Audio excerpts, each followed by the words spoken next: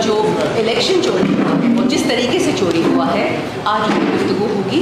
हमारे तमाम जितने आ सकते थे मेहमान बलूचिस्तान से, MNA कैंडिडेट्स के लिए, MPA के लिए भी, वो अपनी बात आप खुद बताएंगे 3 से 5 मिनट तक। और वो बात इस पे करेंगे टेक्निकल कि किस तरह किस हल्के से कितने वोट चुराए गए, किस तरीके से चुराए गए, सबूत सब साथ में लेके आए मेरी। और ये अगर आप देख रहे हैं पूरा टेबल इसलिए बैठा हुआ है, हम सब अपने बलूचिस्तान भाइयों के साथ खड़े हैं। कुछ दिनों पहले आपने देखा था इस्लामाबाद में जिस किस्म के अजीब अजीब काम हो रहे थे, प्रेस क्लब के बाहर लोगों पे अटैक्स हो रहे थे। ये सिर्फ अपने बलोच भाइयों बहनों को ये बताना है कि ये अकेले नहीं है। बेशक खान साहब जेल में है, बट अकेला कोई भी नहीं है। अल्लाह का साया है हम पे, अपने रसूलुल्लाह अलैहि सलाम की अपनी शफ़क़त है, और हम जो हक़ पे खड़े हैं, आज भी खड़े हैं, कल भी थे और कल भी रहेंगे इंशाअल्लाह। शुक्रिया।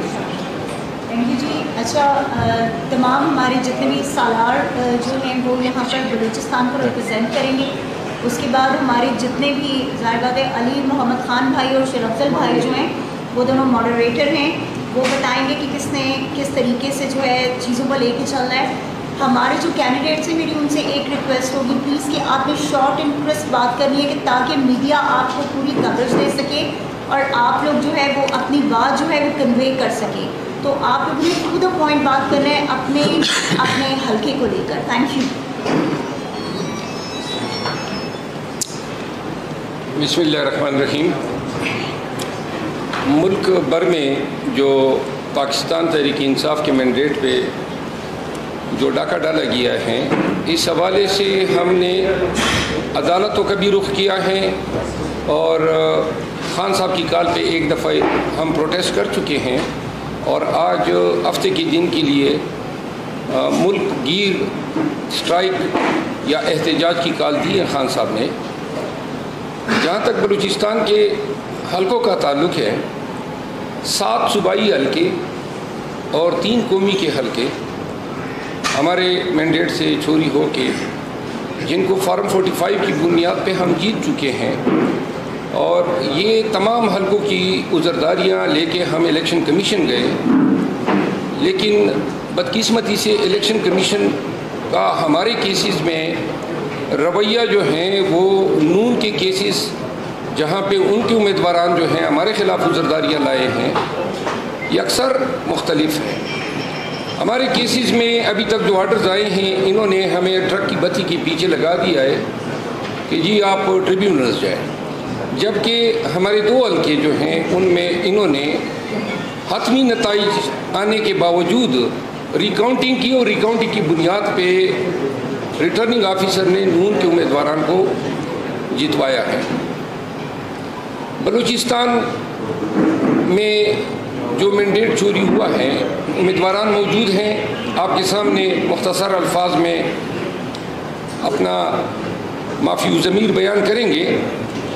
सालार खान काकड़ हमारे सेक्रेटरी जनरल हैं बलूचिस्तान के, वो मुख्तसर सा प्रिसाइज बैकग्राउंड बताएंगे और इसके बाद जो हैं अली मोहम्मद ख़ान साहब और इसके बाद उम्मीदवारान आपके सामने पेश होंगे। शुक्रिया। बिस्मिल्लाहिर्रहमानिर्रहीम।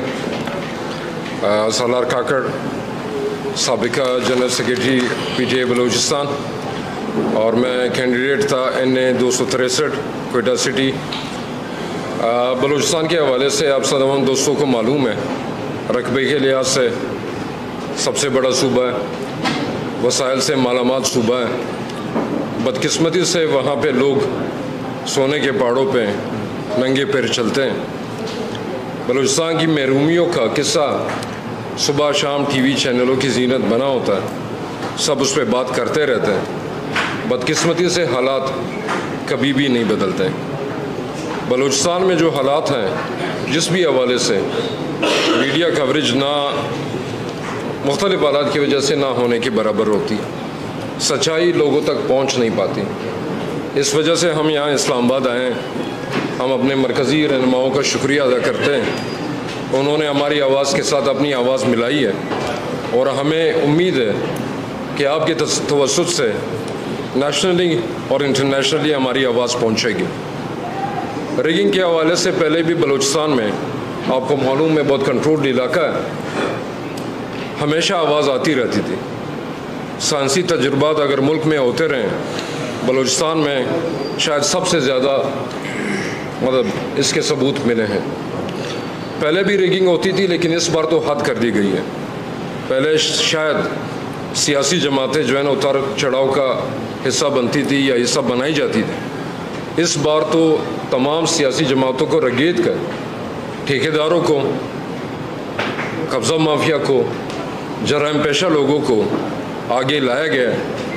ये मैं नहीं कहता, ये उन्हीं कैंडिडेट्स के, उनके रिश्तेदारों के वॉइस मैसेजेस वगैरह लीक हुए हैं, जहाँ पे करोड़ों की बात हो रही है। 20 करोड़ से लेकर 1 अरब तक ये सीटें बेची गई हैं और ऐसे ऐसे लोग सामने लाए गए हैं जो चौथे, पाँचवें, छठे या 7वें या 8वें नंबर पे भी नहीं थे। ये मंडियाँ कब तक सजेंगी? ये सरीना होटल की जो मंडियाँ सजी थी, ये उसका तसलसल है। वहाँ हमारे बड़ों की दस्तार बेची गई, यहाँ हमारे लोगों को बेचा गया है। ये मैं सिर्फ अपने हलके का बता दूं, ये मेरे पास फॉर्म 45 पड़े हुए हैं। मेरे नीचे 3 प्रोविंशियल सीटें थीं, ये तीनों के जो है फॉर्म 45 मेरे पास मौजूद है। इस फॉर्म 45 के मुताबिक 350 पोलिंग स्टेशन में मेरे 32,000 वोट हैं। मेरे बाद जो 8वें नंबर पे नून लीग के कैंडिडेट हैं, जो बकौल मौलाना फजल रहमान के महमूद खान अशरकज़ई के हक में दस्तबरदार भी हो गए थे, उनको रात को उठाकर बताया गया कि आप जीत गए। उसकी वजूहत ये थी कि सेकंड और थर्ड कैंडिडेट में भी इतना बड़ा मार्जिन था और वो ख़ानदानी लोग थे, उन्होंने लेने से इनकार कर दिया था। नवाबज़ादा लश्करी रसानी का बयान, उनका प्रेस कॉन्फ्रेंस रिकॉर्ड में मौजूद है कि उनको सुबह 5 बजे उनके घर जाकर उठाया गया कि आप आएँ और ये सीट लें। वो ख़ानदानी बंदे हैं, उन्होंने इनकार कर दिया कि मैं जाली मैंडेट नहीं लेता। उसके बाद पीपल्स पार्टी के कैंडिडेट हैं, उसके बाद नसरुल्लाह ज़ेर साहब हैं, उसके बाद अरबाब लियाकत साहब हैं, उसके बाद मीर मकबूल लेडी साहब हैं। ये तमाम कैंडिडेट बीच में जो है ना रह गए। 8वें नंबर के वो शख्स जिन्होंने 4000 वोट लिए थे, उनको ये सीट नींद से उठाकर दे दी गई, क्योंकि बीच में कुछ लोग जो सियासी अकाबरीन हैं, उन्होंने इसको लेने से इनकार कर दिया था। ये वो हल्का है जिसमें मुख्तलिफ सियासी रहनुमा बाकायदा पाकिस्तान में रिगिंग की मिसाल बनाकर उन्होंने ये बात की है कि ऐसी जो है ना एक मुज़क्क़ेज़ रिज़ल्ट जो है ना बना कर दिए गए। मैं इलेक्शन की रात आर ओ ऑफिस के सामने सारी रात हम लोग खड़े रहे, बंद दरवाजे पे दस्तक देते रहे। मैं आर ओ साहब से पूछना चाहूँगा, ये रिज़ल्ट कंपाइल करते हुए क्या आपका ज़मीर नहीं जागा? क्या आपके हाथ नहीं कांपे? जिस शख्स ने 100 से ज़्यादा पोलिंग स्टेशन पे 10 वोट नहीं लिए, उसको आपने उठाकर 600 वोट एक पोलिंग स्टेशन पे दे दिए। इतना बड़ा झूठ और इतना बड़ा मजाक कि आपके घर वाले आपसे नहीं पूछेंगे कि ये हरकत जो आपने की, आपने छोटों को अगर किसी भी जो है ना गलती का वो इर्तिकाब करते हैं, आप उससे किस तरह पूछ सकते हैं? तो ये बहुत बड़े सवाल है। जो भी सहूलतकार इसमें हैं, मेरे ख़्याल में ये बहुत बड़ा शर्म का मकाम है।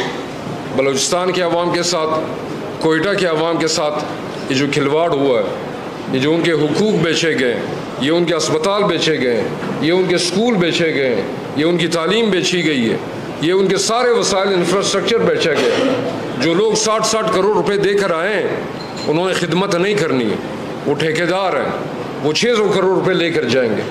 तो ये मुद्दा हम अपने मशरान के पास लाएँ, यहाँ पे आपके तवस्सुस से पूरे पाकिस्तान और इंटरनेशनल मीडिया को बता रहे हैं। वो हम उम्मीद करते हैं कि हमारी मुसलसल जद्दोजहद, इससे हम इमरान खान के वोट का, कौम के वोट का तहफ़्फ़ुज़ करेंगे और इंशाल्लाह अपना हक़ लेकर रहेंगे।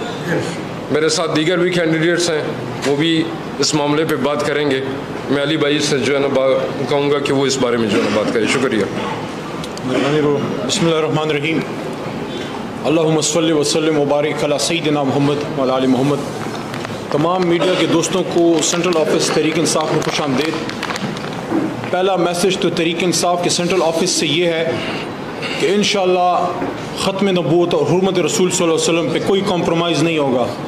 इमरान खान जब वज़ीर आज़म थे अमेरिका जाके सहूनियों की कछार में घुस के वहाँ उन्होंने ये जंग लड़ी है हुर्मत रसूल सल्लल्लाहु अलैहि वसल्लम की। और हम तहरीक इंसाफ की तरफ से एक तो बहुत ही इस पे स्ट्रॉन्ग हमारा और तमाम मुसलमानों का कि इंशाअल्लाह चाहे कुछ भी हो जाए 1 इंच भी इस पे कॉम्प्रोमाइज़ नहीं। दूसरी बात, जिस मकसद के लिए आज हम यहाँ पे इकट्ठे हुए हैं वो ये है कि कौम के हक़ पे एक डाका डाला गया है।